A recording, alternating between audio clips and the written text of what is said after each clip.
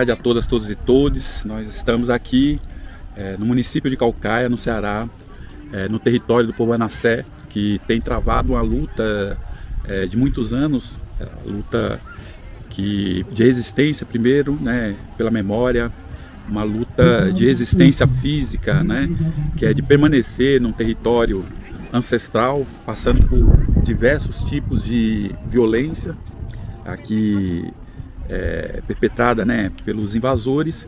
E é importante que a gente possa conhecer essas experiências, possa conhecer essas histórias, possa ter acesso a essa memória, até porque o povo Anassé nos últimos anos fez um processo de retomada do seu território e de afirmação de sua identidade, né?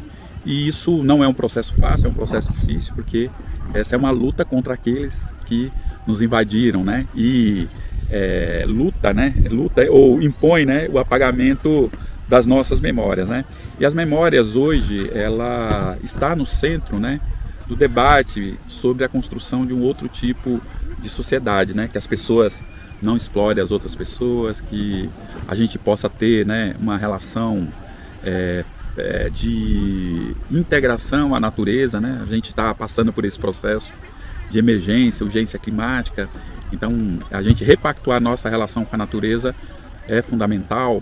Fazer também, né, passar limpo essa história na perspectiva dos povos indígenas, né, que a gente nunca teve possibilidade de falar amplamente sobre a nossa visão da história, do que aconteceu, porque nós fomos as principais vítimas desse processo, né. E é por isso que eu penso que é muito importante aqui conversar hoje com uma guardiã dessas memórias, né, que é a Edna, que é a guardiã, né, Anassé aqui, ó, dessas memórias, né. Edna, boa tarde. Boa tarde. Eu queria dizer para você que é um prazer falar com você, né? A gente começou a conversar, eu falei, não dá para ficar assim, né? A gente não pode, as nossas memórias, tudo bem que a tradição oral é importante, Edna, mas a gente registrar isso, para que os nossos possam ter acesso, as futuras gerações possam ter acesso. De pai para filho, filho para neto, para bisneto. Né? Exatamente. É uma história registrada, familiar. Edna, a gente estava falando, você estava falando aqui desse território, né? Hoje a gente vê que é um território descampado, né? Parcialmente sem vida, né? Porque ele vai ter vida, né? Queria que você falasse dele e quais são as suas memórias sobre esse território, sabe, Edna? Você falar como é que era esse território, como quando você era criança, como é que era a relação de vocês com os invasores, né? O que o povo Anassé passou, né? Sofreu aqui nesse território. Não precisa falar tudo de uma vez, vamos conversando, né? Conversando. Boa tarde a você, seja bem-vindo. Boa tarde a todos que nos assistem, né? Olha, a minha vivência de infância, eu já convivi com esse povo, né? Conheci de criança, a minha família foi sempre próximo desse povo, né? Eles eram um povo assim, digamos que começou a crescer, expandir. É uma história que a gente vai, como quem diz, vai vivendo, vai cavando e vai aparecendo mais coisas. A minha própria família, a minha avó, eu vivia com a minha avó, né? E a minha mãe, todo mundo junto. E aí a minha avó frequentava muito a casa desse povo, a senhora lá, mulher do porteiro. Ela gostava muito de mandar minha avó fazer alguma coisa para ela, assim, que era, assim, por exemplo, tem gente que gosta de tomar café torrado na hora, e ela gostava de aquele cafezinho torrado, pilado no pilão. E isso eu vivi o filho dele crescer, e foi aumentando as coisas dele. Depois, com uma notícia que ele estava comprando terras, eu conheci todo esse povo aqui aos arredores daqui e de onde eu morava, porque hoje eu moro aqui no Parnamirim, mas por causa da família do meu marido, né? Eu nasci na Tabuba, chamava Cocada, que ainda hoje é o Cocada, né? Hoje está registrado novamente como Cocada, que tiraram o nome de Cocada para o Tabuba e voltou para Cocada agora, depois de reconhecido indígena, né? E do Cocada eu saí com 5 anos para o Pajuçara. Pajuçara faz visão com Gargaú, que é justamente onde ele tinha comprado recentemente. Eu cheguei lá aos 5 anos, aos meus 11 anos, já passou do antigo dono, que era a tradição de família, já anunciaram que ele tinha comprado, né? tudo em nome de outra firma muito grande, que todo mundo conhece, que é a Sudene. E aí passou depois, com uns tempos, 1 ano, 2 anos depois, passou que ele não era da Sudene, era dele.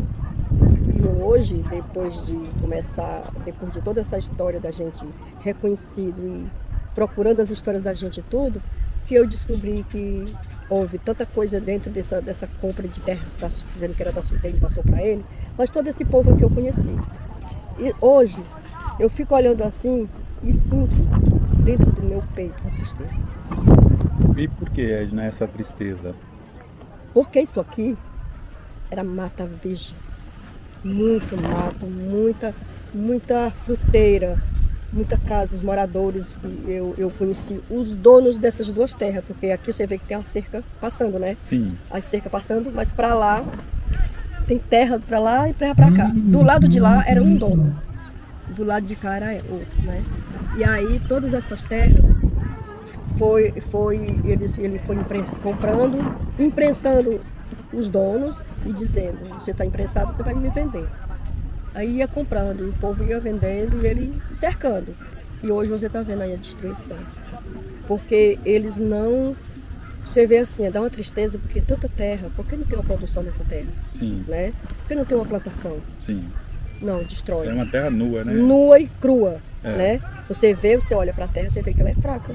Sim. Ela não tem planta, Sim. não tem nada para adubar. Mas ela não é fraca porque ela é fraca por conta desse desmatamento, exatamente. É isso fazendo, ela é fraca por ser desmatada, né? Ele destrói terras, famílias, porque ele tira, por exemplo, a minha avó, como morava perto, muitas e muitas vezes, ele chegou para minha avó e disse: Isabel, me vende tua terra que está cercada.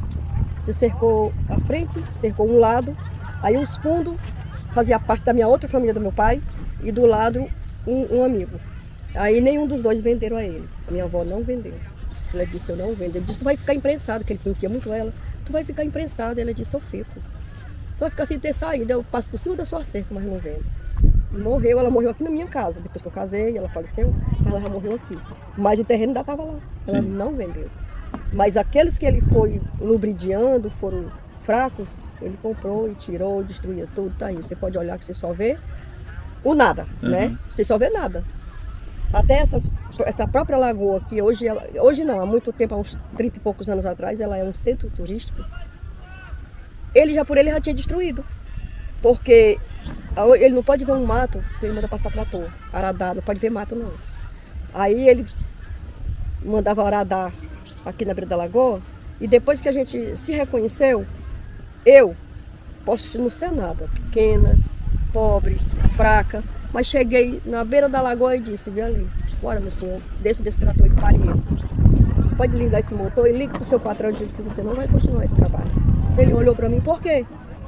O trator está com problema, e eu vou, disse: pois está com problema, você leva lá para a oficina e vai mandar ajeitar. Porque não vai continuar não. Porque ele já destrói tudo isso aí, ainda vai destruir a água. Porque se era da beira da lagoa, a beira da lagoa vai tirar as raízes. E a água vai secar. E eles não precisam dos animais aqui dentro, não precisam da água. Pois se secar, o animal deles não vai ter água. E assim nós vamos entender, diga para ele que não vai continuar o trabalho. E assim eu fiz. Hoje aqui, no canto que é essa aqui, a barraca que nos vigia aqui, nos vigiava quando a gente... Sim, era disso que é importante, porque recentemente teve um conflito aqui, né? Isso. Desse poceiro com o Zanacé, né? Isso. Mas antes, para até chegar aí, eu queria que você falasse de outra coisa. Eu vou falar para vocês o seguinte: hoje está um dia de festa aqui, na comunidade aqui, né? Tá tendo jogos, vai ter coco, vai ter um monte de coisa. Vai ter apresentações, enfim. E aí vocês vão ouvir talvez aí no áudio algum barulho, mas é isso. A gente está no dia de festa. E também tá um ventinho gostoso aqui, e a gente tá numa cobertura aqui que faz um certo barulhinho. Então, é isso, né? É importante depois de violência, de luta, né? Fazendo agora 3 anos da retomada. E a gente possa, né, estar aqui lembrando, comemorando, estamos vivos, né? Então isso é importante. Mas antes de chegar lá, estava conversando com os parentes que estavam aqui, eles falaram que quando eram criança, eles entravam aqui no território que o poceiro tinha se apropriado de vocês e ia pegar frutas. Ainda tinha, né? Caju, Quando eu olhei, ainda tinha, né? Caju, manga. E aí, Edna, eles falaram o seguinte, que o pessoal ia pegar caju e ele tinha os capangas dele que saía correndo atrás dos meninos, né? E era uma certa fonte de renda também, que eles falavam que vendia as castanhas, né? As castanhas sempre foram muito valiosas, né? Isso. E muitas vezes eles iam, quando pensavam que não, eles chegavam tudo ansioso. O que foi que houve? Não, porque a gente estava pegando as castanhas e o vigia chegou e mandou a gente ou ir embora ou a gente dava uma chicotada. E muitas vezes isso, não com eles, mas muitas vezes aconteceu com o conhecido da gente. Sim. Teve uma vez que o gerente era um filho, o neto, o sobrinho do porceiro. Sim. E aí o cara estava juntando as castanhas, ele chegou. O vigia já tinha visto e avisou para ele, né? E aí um dia ele pegou o cavalo e veio. Quando chegou, o rapaz estava juntando, aí ele fez o rapaz botar meio saco de castanha. Botar o meio saco de castanha nas costas e a pé dali da tabuba até o garrote, com esse meio saco de castanha e ele atrás com o cavalo. Quando chegou na fazenda, ele disse que pegou a castanha, bote aqui no depósito. O rapaz botou lá e ele pegou, tinha um trator com uma pipa engatada no trator. E lá no asfalto, né, a 085 lá, ele disse que amarrou o rapaz na traseira da pipa e mandou o tratorista funcionar, sair com o rapaz arrastando no asfalto. Tudo isso aconteceu. Aqui no canto dessa minha casa, quando eu me casei, quando eu vim pra cá, era o canto que um rapaz tinha feito, um rapaz daqui mesmo, ele morava com o pai dele, aí como o Rafael aumenta na família, ele ia fazer uma casinha. Como ele estava em poucas condições, ele foi fazer de taipa mesmo, né? Tirou a madeirinha, que aqui ainda tinha muita madeira aqui para baixo, aqui já estava desmatando, mas aqui para baixo tinha. Até uns 10 anos atrás ainda tinha mais mata aqui perto. E aí ele estava construindo, tinha botado já as forquilhazinhas, já estava tudo para armar, botar a madeira para montar as paredes, né? Mesmo de barro, mas ele ia fazer. O próprio sobrinho dele veio, mandou os trabalhadores virem derrubar, eles não tiveram coragem, vocês vão. E obrigava as pessoas, porque todos os empregados deles, é obrigado. Sim. Tudo é obrigado. Aí ele veio com os trabalhadores, você vai fazer. Pois eles vão fazer o quê? Vão rolar. Vamos arrancar as forquilhas? Não arrancar não. Vocês vão rolar isso aí no tronco. Quando eu cheguei aqui, foi com poucos dias, aí eu casei e vim pra cá. Tava dessa altura, os pedacinhos tinham ficado no chão. Enfiado ainda no chão, dessa altura. Mais ou menos assim, uns 50 metros de fundura, de tamanho pra cima. Rolou as forquilhas tudinho pra deixar, ó. E não quero mais nada aqui. Depois de um bom tempo, eu morei ali na casa do meu cunhado, aí depois eu fiz nesse canto. Mas aqui nós muitas e muitas vezes, muito antes dessa luta da agora, e que essa luta mais severa da agora é porque ele descobriu que a gente é indígena, né? E aí ficou de marcação e nós estamos na luta. Porque essa luta, já há anos, a gente vem passando muitas e muitas vezes, ele quis tirar a gente daqui. Mesmo do lado de fora, porque essas nossas casas daí da aldeia não é dentro do terreno. Dentro do terreno nós estamos agora, mas antes nós já fomos muito tentados a sair daqui. Sim. Para ir para outro canto que não tinha água, não tinha nada. E aqui nós temos muita dificuldade, porque nós não temos uma linha de ônibus, nós não temos um comércio grande perto, mas tudo isso muito já mudou. Sim. Nós temos a paz, que é a mais necessária da gente, né? Mas nós já sofremos muito por causa disso. A lenha, que muita gente ainda cozinha com lenha, usa o fogãozinho, mas também tem a lenha. Sim. Eles adentravam aqui, as mulheres, e muitas vezes elas voltavam sem a lenha. Porque os vigias já estavam por aí, já pastorando para não deixar as mulheres tirar a lenha. Mesmo pegando a lenha do chão, né? Mesmo a lenha do chão, que eles destruíam, eles passavam o trator e deixavam lá, faziam só derrubar e deixavam lá. Sim. Aí aquela madeira, aquela lenha, aquele mato verde, ia secar, debaixo da areia mesmo, apodrecia e ninguém aproveitava. As mulheres iam pegar, quando dava fé, muitas e muitas vezes já aconteceu deles. O cachorro latia com eles só faziam na frente das mulheres, para amedrontar as mulheres, ele dava um tiro no cachorro e matava. Dessa forma. É uma crueldade. Crueldade. Então, aí você já entrou mais ou menos, eu queria entender um pouco, né? Como é que foi esse momento que vocês falaram, não, nós vamos reivindicar a nossa identidade. Em que momento? Faz quanto tempo isso? Como é que se deu isso aí? Olha, foi assim, a Japimã, né, que você sabe que é a mãe da Japuara, que é a matriz, né, dos Anassés. Foi há uns 20 anos atrás aí que o pai do cacique começou a estudar sobre a origem dele, que ele teve um tempo que ele morou nos Peaquirais.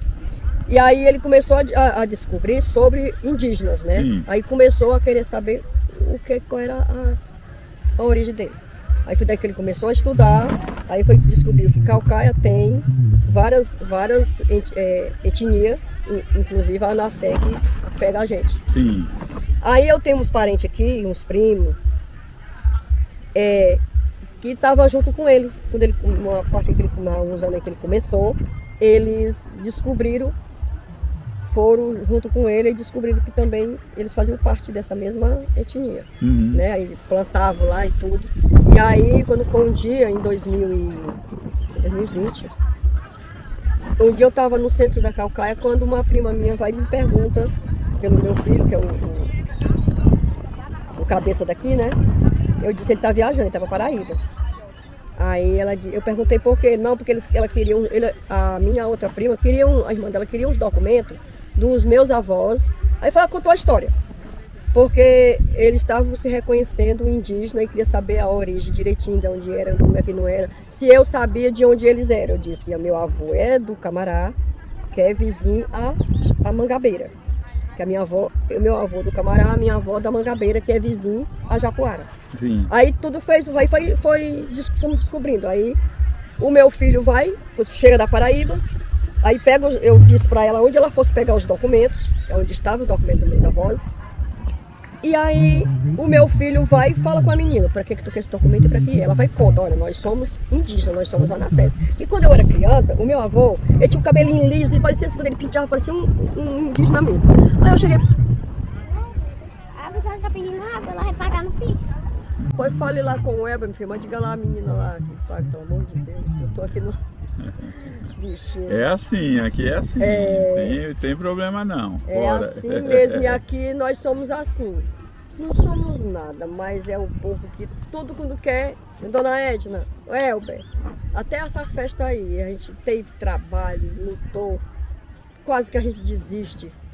E quase que não ia ser mais aqui, era no outro canto, porque ele deu errado essas tendazinhas que ele queria que fosse tudo, que vai estar tudo coberto. Mas eu disse, você não vai tirar daqui. Vai dar certo, o povo se entende, o povo se ajeita e vai no fim dar certo. E aí, ele foi, né? Nessa época aí, ele foi diretamente, do dia que tu for para Japuara eu vou contigo. Aí ele foi, digo, vou conhecer a história, saber o que é que nós somos, vou dizer, uma senhora sabe dizer da onde nós era? Eu digo, sei. E eu brincava até com meu avô. Eu chamava ele de pai, eu dizia, papai, o senhor é índio? Né? Porque na época a gente entendia que era índio. Hoje nós entendemos que somos indígenas, descendentes dos índios, né? E aí ele ria e dizia assim, eu não sei. Eu não, acho que não. Porque, por causa que ele dizia, por que ele dizia isso? Por falta de conhecimento, né? E aí o meu filho foi. Aí lá ele conversou, conheceu o cacique e conversou. Aí começou que ele lá, o pai dele já faleceu. Fez 5 anos que ele faleceu. Mas ele tem bom conhecimento que já está em 20 anos de luta com o pai dele, sofreu muito, né? Muita opressão aí, muita injustiça. O pai dele foi injuriado, o pai dele, numa confusão lá, numa retomada, o pai dele foi pego, passou 15 dias preso e os inimigos outros do outro lado que estavam com ele disseram que ele tinha se escondido para não estar na luta e no fim nem era, não pode. Tava tentando sair da cadeia. Da cadeia. Era. Pois aí o meu filho disse, pois nós somos indígenas, pois eu vou me reconhecer e tenho certeza que a minha mãe também vai querer, que tudo dele ele me bota no meio, porque ele sabe que eu estou sempre... Quando eu não apoio, ele diz, mas mãe, é assim, aí a gente se entende, aí pronto. Aí nós se reconhecemos, ele chegou, chamou toda a aldeia. Só que nós já estávamos conversando num sofrimento, além de um poceiro, nós já estávamos conversando no sofrimento com a prefeitura. Sim. Né? que acolá o porceiro queria tirar a gente daqui. Aí começou uma luta aqui com o povo aqui da comunidade vizinha.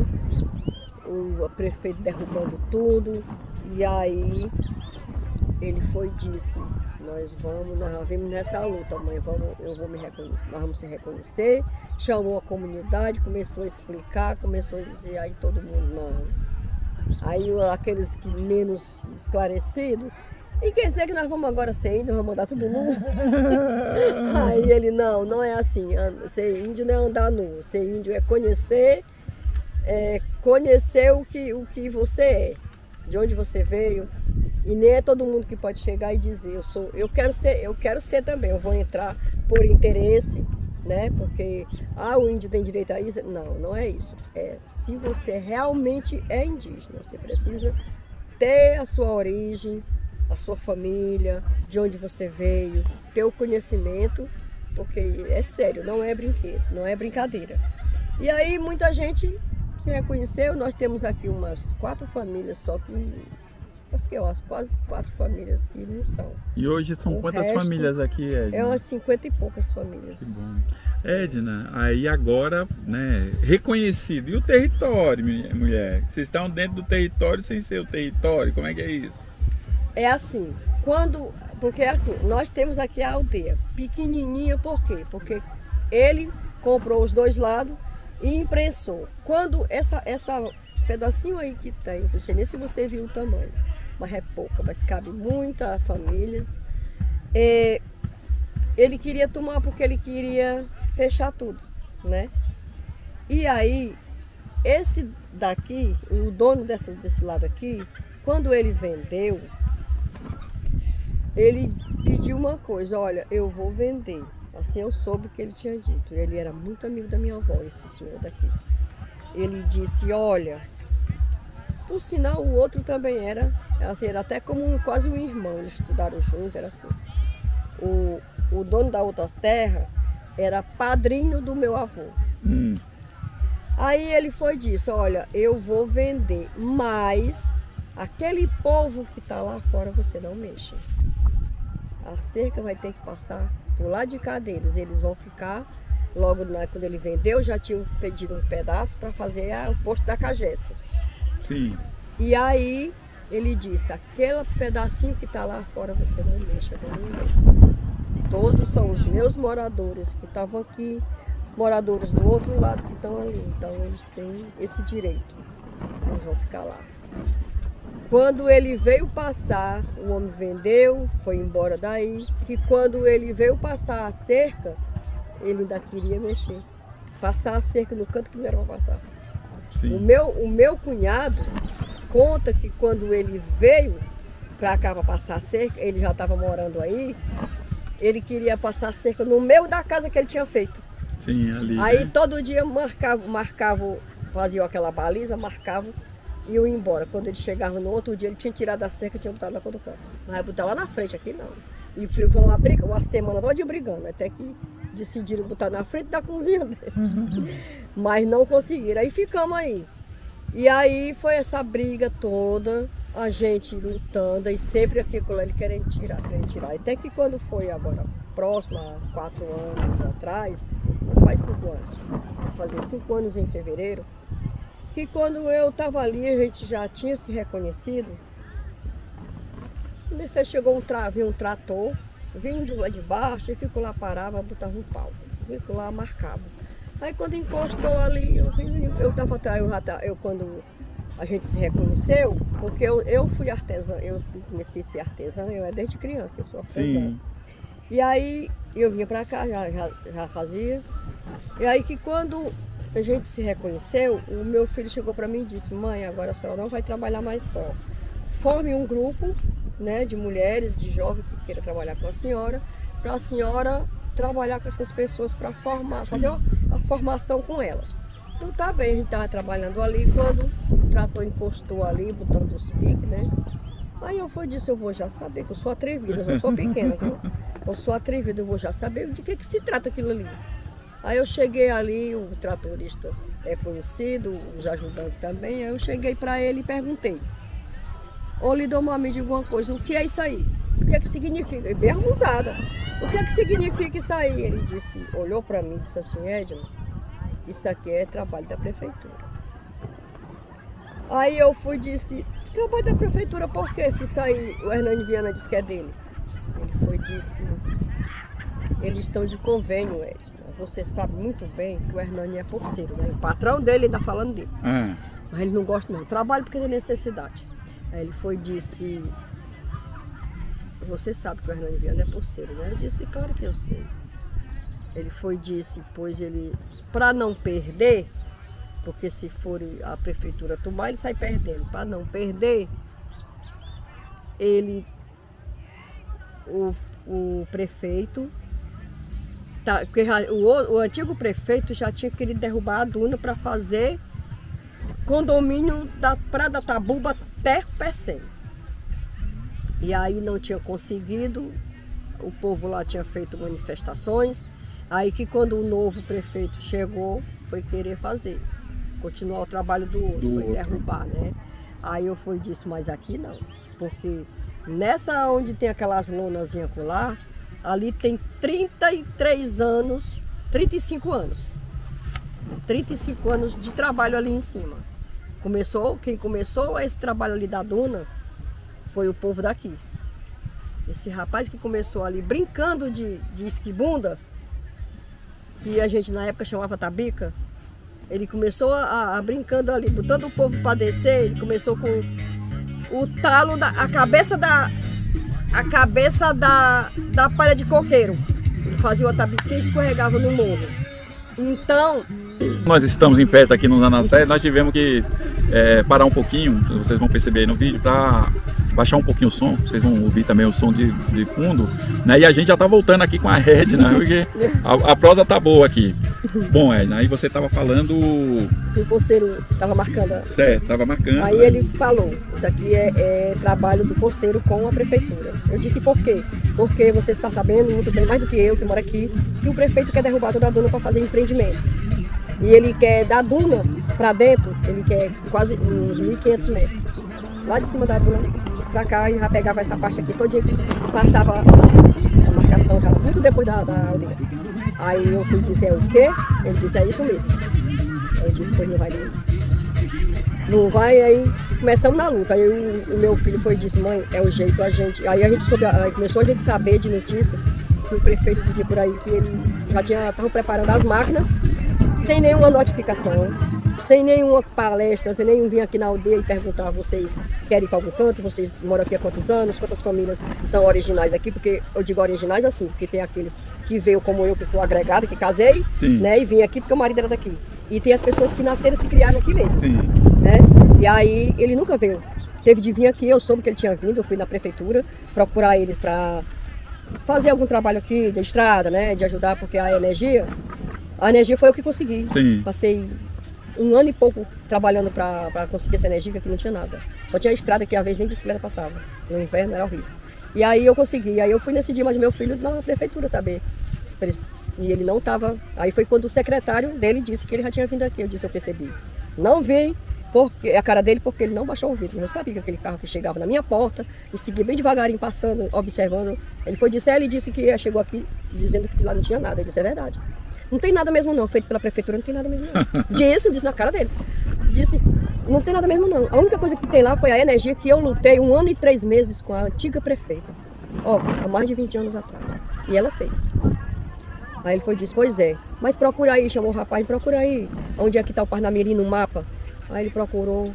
Não tô achando não. Aí ele foi e disse, não tem não o mapa aí do Parnamirim? Não tem não. Eu disse, engraçado, né? Engraçado que o Parnamirim não tá no mapa, mas as minhas contas chegam. Disse na cara deles assim, ele ficou assim. Aí eu fui e disse, mas as minhas contas chegam. E quando eu chego lá na finança para pegar o papel do IPTU, que eu também pago, tá lá? Tá lá. Eu ainda perguntei ao rapaz que trabalha com do IPTU, que ele é casado com uma prima minha. Eu fui e disse, e aí Henrique, eu não tive nunca uma vez medindo nada lá, e como é que tu mediu isso aqui? Tem todos os pontos das casas, tudo ali por cima. Sua tola. Eu digo, aí é tola, você pensa que eu sou tola, tu vai ver. Disse. Aí eu fui e disse pro secretário, engraçado. Não tá no mapa, minhas contas chegam na finança, no IPTU tá lá o carnezinho. E aí não tá no mapa. Como é que vocês vão chegar lá para fazer essa cobrança? Eu preciso vir aqui, né? Pois tá, tudo bem, mas eu vou Aí prometeu que ia fazer a estrada, o secretário, que quando o prefeito estava viajando chegou, aí nós já era indígena, quando ele soube, aonde? No Parnamirim, aí são indígenas, não fazer não, cortou. Sim. Cortou. Aí daí ficou a luta, aí que quando, aí o meu filho chegou pra mim e disse, mãe, era tudo que eu não queria, mas vai precisar, nós vamos fazer uma retomada. Aí eu rezava todo dia. Isso é 4 anos atrás? Isso, 4 anos atrás. Fazendo agora, 3 anos que a gente entrou. Vai fazer agora dia 30. Sim. 3 anos que a gente entrou aqui dentro. E aí, ele disse, meu filho, eu disse, pelo amor de Deus, meu filho, esse povo aí é muito perigoso. Você sabe das histórias que eu já conto. Aí ele foi e disse, não, mãe, mas é o jeito. Ou nós faz essa retomada, ou as nossas casas vai derrubada, porque já estou sabendo. Já tem um anúncio por aí que as máquinas já estão para vir. O maquinista, sem saber quem era, falou pro próprio conversando com o próprio cacique. Eita. Aí ele veio aqui e avisou, gente, o rapaz não disse aonde era, mas ele disse que era aqui por perto do Parazinho, e era mais ou menos umas 60 casas que ele estava já contratado para vir derrubar. Aí eu fui e disse, agora não, meu filho, agora nós vamos ter que... Aí foi o sufoco, porque nós se reuniu com o povo e entramos assim um dia, 6 horas da noite. Amanheceu o dia, o vigia passou por acolá e viu, correu, avisou, meu irmão. Aí estava na época política, aí eles passaram assim só uns dias, quase uma semana, aí quando demos feira assim, todo dia eu ficava aqui em casa, porque o meu marido estava operado, e eu tinha que ficar cuidando dele, e eu morrendo com medo dele dar um derrame, porque tinha sido um olho que ele tinha operado. E aí eu ficava observando quando vinha um carro da polícia, quando eu dei fé do trator, da máquina, da polícia vindo colar por dentro. E o gerente ainda tem policial na família, os filhos dele é policial. Aí eu pronto. É agora, meu Deus, eu só pensava. O meu filho sofreu atentado várias vezes. Várias vezes ele sofreu atentado. Ele vinha, uma vez foi a polícia que seguiu, outra vez foi os fios de arame. Duas pessoas ele viu, pelo lado ele viu que tinha 2 pessoas. Aí ele disse não.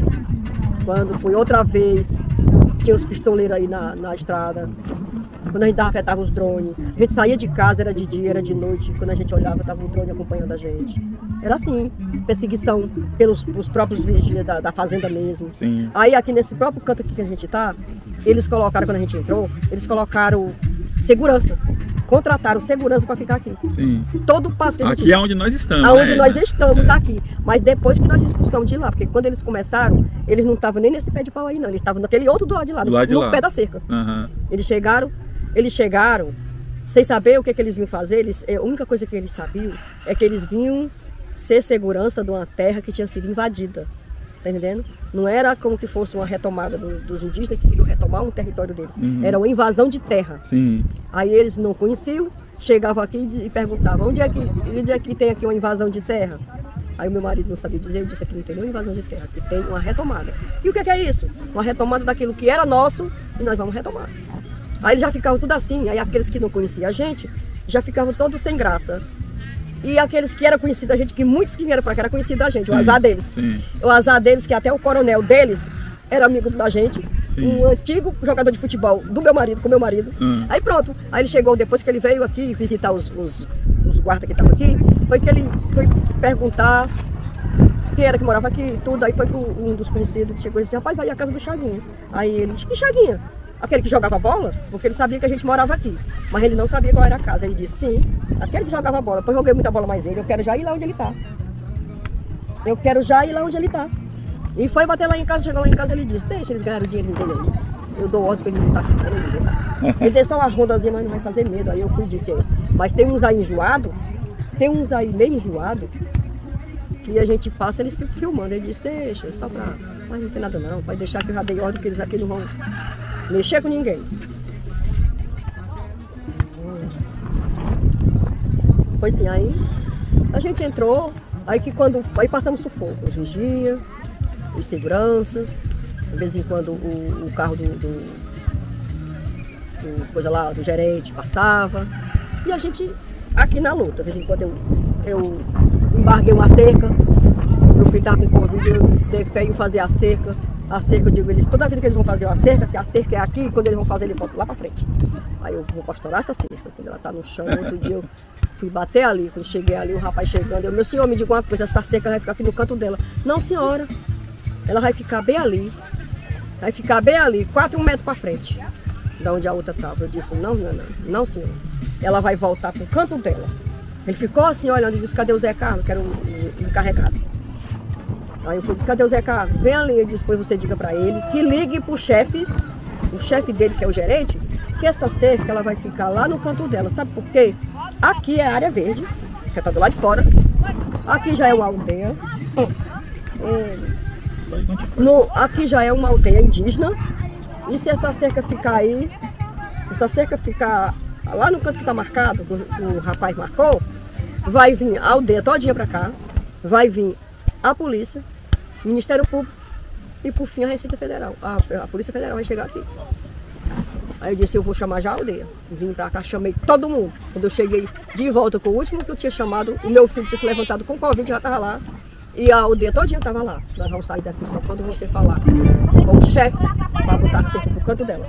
Porque essa casa que está aqui na esquina, o dono ele comprou. E se você botar cerca aí, a casa dele vai ficar dentro da firma. Gente, desculpa. É porque a gente tá gravando aqui. Não, tudo bem. É só que vocês não falar, pode continuar. A gente já tá acabando, não tem problema não. É que é só barulho só. Pois sim, aí quando eu pensei que não, eu disse, bora. Aí eu chamei o tratorista. E aí, já falou? O rapaz ali tá ligando, tá certo, vou esperar. Passou, quando ele foi, bora Adriano, resolveu aí? O que o chefe disse? Ah, dona Eda, tá certo, ele mandou dizer que estava certo. Ah, tá, nós se entendemos. Quando foi, eu disse, Adriana, agora quando tu for passar a cerca lá na frente da minha casa, tu não vai fazer como o seu fulano, não, era um senhor que tinha, o seu Manu não, o seu Manu foi fazer a cerca e botou 1 metro para frente da minha cozinha. Ele disse, não, dona Eda, nós não vamos fazer agora não. Eu disse, tá ótimo. Quando nós entramos aqui dentro, o trator encostou. Dona Eda, o homem mandou fazer a cerca. Ótimo, as terras é dele, bora, pode fazer. Mas só quero uma coisa, você liga pra ele. O que a senhora quer? Diga pra ele, que aqui não tinha um portão não, sabe? A gente cortava assim um fiozinho de arame e passava pra lagoa. Então ia lá pela Cagesse. Aí eu fui e disse, só tem uma coisa. Ele vai deixar aqui um portão pra mim, mandar fazer um portão pra mim, que dê pra mim passar com um carro de mão pra quando eu for pra lagoa, ainda levar esse carro de mão com a minha roupa pra lavar. Aí ele ligou, quando eu disse, não, dona Edna, ele mandou dizer que estava certo. Mandou dizer que estava certo. Opa, diga a ele que obrigado, que é a segunda vez que nós se entende. Passou, que eu falei, nós entrar aqui. Quando foi depois, foi o dia do trator. Trator ali aradando e a mina chegou. Dona Edna, cadê o compadre Albinho? Tá pro trabalho, eu disse tal. Foi que houve? O trator ali aradando tudo. Eu digo, é? Eu digo pro meu marido, toma de conta da casa aí que eu vou lá. Tu vai pra onde, sua doida? Eu vou ali e bater lá. Quando cheguei lá, bora meu amigo, para esse motor, desliga aí, bora conversar. O que foi que houve? Diz, vai ligar não, vai fazer isso aí não. Porque você vai desmatar isso aí, tudinho, a água vai secar. Não, mas faz fulano que mandou, tá certo. Pode embora, eu vou falar com que era o vigia que estava aqui. Foi ele que mandou, disse, tá certo. Pode deixar ele que eu falo, pode deixar que eu falo com ele. Diga lá o seu chefe lá, que ele não vai fazer não, viu? Vim bater aqui e disse, cheguei aqui o vigia, que ficava um segurança e um vigia, todo dia. Aí à noite, era 2 seguranças e um vigia. Aí que quando eu cheguei aqui, eu disse, Gleison, diga dona Edna, que ele nem falava comigo. Por causa da retomada, eles ficaram tudo. Aí eu cheguei, eu digo, você ligue lá pro Zé do Vale, lá pro seu patrão, que o trabalho ali vai ser cancelado, viu? Porque se desmatar a beira da lagoa, a raiz morre, a água seca e o gado e as éguas dele vão ficar sem água. E nós não permitimos não. Tá correndo um processo aí, né? Enquanto esse processo estiver correndo, ele quis um acordo. Nós não mexemos em nada e ele também não. Então ele cumpra, porque nós estamos cumprindo. Ele tá certo. Eu fui pra casa, quando deu assim, uns 15 minutos, ele chegou lá. Dona Edna, diga. Ele mandou dizer que estava certo. Obrigado. Obrigado. E isso antes eu já tinha embargado o próprio prefeito. Sim. Que quando ele veio marcar aqui, ele foi botar GPS por aqui, aí foi entrou lá na Cagesse. O homem da Cagesse ligou pro chefe, permitiu que ia botar GPS por todo canto. Eu disse, é o quê? Que hora? Eles era de manhã. Eu disse, eles foram embora e disse que 1 hora vem. Eu disse, chamei a aldeia todinha e fui ali para a entrada. Só que eles me deram o carro errado, e eu esperei, o carro passou, eles me deram um carro branco, era um carro cinza. Quando o carro passou, minha filha vinha chegando, minha filha vai olhar ali quem é aquele carro. Quando ela foi, voltou e disse, dona Edna, estão chamando. Então, opa, fui lá, vou jogar, diga meu senhor. Não, porque o rapaz está dizendo aqui que não vai fazer mais um serviço, o trabalho daqui. Eu disse, vai não. Em primeiro lugar aqui é indígena. E aqui nós já descobrimos que aqui é parque arqueológico, viu? Nós temos peça para comprovar que aqui é arqueológico. Então, onde tem peças arqueológicas, não pode mexer. Então, o senhor diga para o seu patrão, Vitor Valim, que ele devia ter vindo ele aqui mesmo a conversar com a gente. Então, como ele não veio, ele não vai fazer não. E nunca mais no mundo esse povo pisou. Foram embora, diga para ele que quando ele quiser fazer os trabalhos dele, ele venha conversar com a gente, porque aqui mora a gente. Que ele disse lá na prefeitura, quando ele chegou lá de volta, que aqui não tinha ninguém, não tinha nada, mas tem. Meu marido chamou eu de louco. Disse, mas tem gente. E daí fomos vencendo. E aí como começou essa batalha aqui, o meu filho disse assim, mãe, nós vamos ter que fazer outra batalha. Eu disse, como? Porque quando a gente adentrou, a gente só fez uma barraca grande assim, era quase esse tamanho assim, para ser para todo mundo, né? Todo mundo que ia lá, passava o dia, aí dormia uma turma, aí vinham outros para casa. E aí ele foi disse, nós vamos construir outras barracas. É o jeito, para ver se esse processo corre. Nós mexendo com isso aqui, aí vamos construir aqui embaixo. Depois desses matinhos aí, eles começaram a construir, já tinha, parece que era já 20 e poucas barraquinhas. Quando deu uma semana que esse povo estava construindo, nós demos fé, meu irmão. 4 horas da manhã, 3h30, mais ou menos, 4 horas da manhã. Amanheceu o dia, a barraca, as barracas tudo no chão, a máquina destruindo tudo. E o povo se acordaram e correram para ver, para livrar alguma coisa, né? Sim. Que tinha uma barraca, que eles faziam assim, eles não dormiam lá, mas tinha uma barraca feita só para cozinha, né? Para cozinhar, com alimento e tudo, jogado, até umas cestas tava lá. Só que a máquina veio e passou por cima de tudo, que tinha de panela, cadeira, mesa, foi tudo destruído, os alimentos. Eles pegavam as bananas, olhavam para o pessoal, aqui ó, foi de abestado. Aí os meninos foram correr para ir lá, para impedir, meteram bala. A bala chega assim, ia passando assim, não era para cima não, era pro lado da gente. A bala eles atiravam ali, a bala ia batendo naquela casa com lá, ó. Tem aquela bandeira na frente. Batia, a bichinha caía lá em cima da casa. E aí, isso aí foi um dia de sufoco, de conflito, que além das coisas que eu já tinha passado por causa do meu filho, que era perseguido, a gente era perseguido, eles olhavam, a gente passava por pessoas que não sabia nem quem era. Quando a gente dava fé, tava carro passando aí, olhando pra gente, mas como quem diz assim, eu tenho que olhar a cara de cada um para saber quem é. Vinha o carro, ficava nos caminhos, meus conhecidos aí, meus amigos passavam, viu? Eles tudo sentados com as pistolas, as armas na mão, os drones por cima. E aí, nesse dia, a gente amanheceu o dia aqui, foi um sufoco. Meu filho nesse dia não estava em casa, a gente ligou para ele. Era em férias, né, que era em julho. Aí que quando demos fé, ele chegou às 7h30 para 8 horas, ele chegou. Aí as outras aldeias já tinham sido avisadas. Quem pôde vir veio, né? O cacique chegou. E eles tudo ali. Todinho vieram aqui, tiraram a barraca que estava aqui. Botaram, construíram lá embaixo, que era para ficar pastorando lá, tinha derrubado as barracas, para que ninguém construísse mais. Aí a gente ainda ficou umas em pé, ainda só uma banda. A gente foi junto com o cacique foi, pegou umas redes que estavam lá ainda, pegou e fizeram uma sombra lá, e eles, desse jeito. Se construir, a gente derruba. Se construir, a gente derruba. E a gente lá, se juntamos todo mundo lá e ficamos lá até, mas quando foi de noite ainda houve confronto. Sim. Porque uma das meninas, que foi uma das lutadeiras mesmo desde o começo, ela passou a mão, que era quem estava a dona da cozinha, e tinha derrubado as coisas dela. Ela disse, derrubaram a minha barraca, pois agora eu vou ficar aqui na barraca deles. Aí os outros ficaram lá para não deixar ela só, aí eles foram confrontar com elas. Ainda tinha que tinha passado o dia que ele tinha bebido, estava lá, ainda foi dizer uma coisa com ele, eles atiraram nos pés dele. Não pegou, né, mas foi um confronto ainda.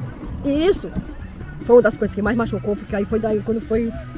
Depois veio o grupo do Frei Tito, veio a FUNAI, veio o Ministério Público, aí nós conseguimos que até o juiz federal viesse, que é a dona Socorro França, não sei se você conhece, aqui de Fortaleza, que ela é dos direitos humanos. Sim. Ela veio aqui também e ela levantou e disse, eu já tenho andado em muitas aldeias, eu frequento, eu visito, e nunca aldeia nenhuma conseguiu o que vocês conseguiram.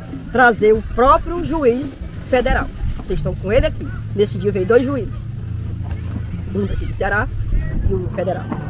Né? Aí foi o delegado, veio muita gente. E as outras instituições. E aí ela foi e disse, nunca ninguém conseguiu.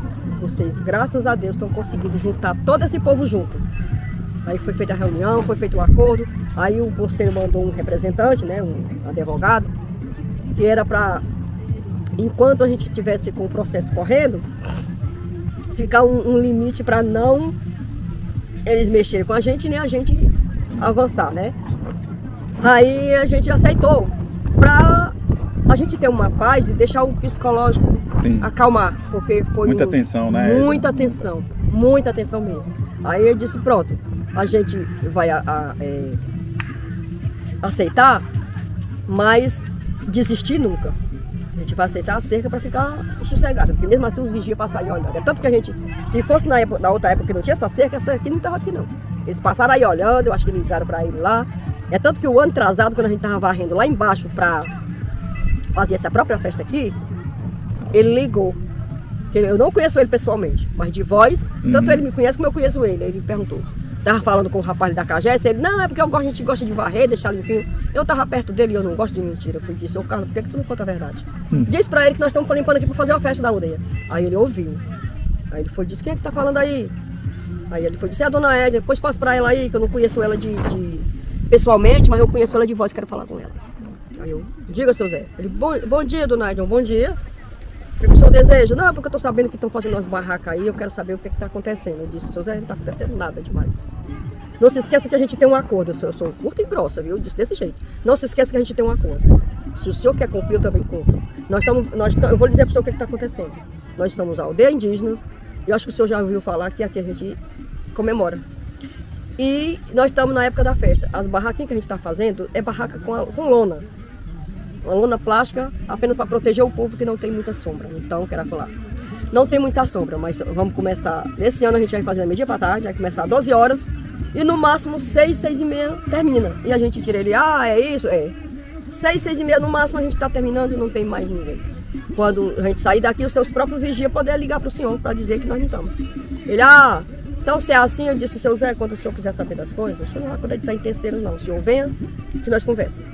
Ele, tá certo, dona Edna. Aí de repente ele, você não quer um tratorzinho não, para limpar aí uma máquina parada? Aí eu disse, não, seu Zé, não precisa não. Não, mas não precisamos ser inimigos não, só porque nós estamos de lados opostos, não precisamos ser inimigos. Eu disse, não, seu Zé, muito obrigado. A gente já está terminando, e até mesmo porque, se vier um trator aqui aradar, vai fofar e está muito próximo da festa. Deixa como está. Não, tá certo. Desse jeito. Eu boto logo lá no lugar deles. E dessa forma. Eu sei muita coisa das leis. E de lá pra cá tá tudo mais tranquilo? De lá pra cá, graças a Deus, tá aqui. Ó. Nós estamos aqui no nosso canto. Só nesse trechinho aqui. Vamos na retomada, voltamos. E eles só acerando, pastorando aí direitinho do outro lado. Mas graças a Deus o psicológico ficou melhor. Mas mesmo assim a gente não discuta. Né? Porque a luta continua e depois disso o juiz autorizou que a FUNAI e outros órgãos fossem fazer a escavação. Né, a escavação porque ali é comprovado que tem um cemitério mesmo, que eles violaram, porque eles tinham as cruzinhas, os túmulos e tudinho. Eles passaram o trator em cima, e isso é crime, né? Todo mundo sabe disso. E aí, o grupo veio, passaram o dia. A essa hora eles tinham terminado, já tinham almoçado, estavam ali repousando, mas graças a Deus já com tudo resolvido. Aí o processo está correndo e temos fé que nós vamos vencer se Deus quiser. Edna, já venceram, né? A gente resistir Exato. É fundamental. Eu estou vendo aqui, Edna, que a gente está acabando o tempo. Eu estou olhando que a gente está acabando o tempo. Tá ótimo. Mas foi maravilhoso conhecer, né, esse processo aqui que vocês e outras pessoas vão conhecer também. Esse processo que vocês estão fazendo aqui, Edna. Toda a nossa solidariedade, né? Sempre que nesses processos a gente acompanhou. A Thaís, que é da Terra dos Povos, né? A Thaís conhece sempre passou informação para nós, né? E infelizmente a gente vai ter que terminar mesmo. Aí eu lancei um livro ontem aqui, Edna, que é falando, né, dessa nossa luta indígena, né? Contando a história a partir do que aconteceu conosco, né? E aí eu queria presentear vocês aí. E se em outro momento eu vou passar aqui mais algumas vezes, né? Puder voltar aqui para a gente conversar mais, aí eu voltarei com prazer. E se você me permitir também, porque você estava escorregadia, né? Você não estava querendo dar entrevista, né? Não é isso. Eu agradeço muito por você ter me escolhido. E a correria é porque, você sabe, uma dona de casa saiu de dentro da casa, deixar pessoas que não têm costume de mexer lá, as pobres tudo nas panelas, não sabiam onde tinha nada, né? Porque elas são acostumadas a cozinhar, mas longe de casa, quando a gente bota tudo fora. Mas ali estava dentro de casa, elas estavam...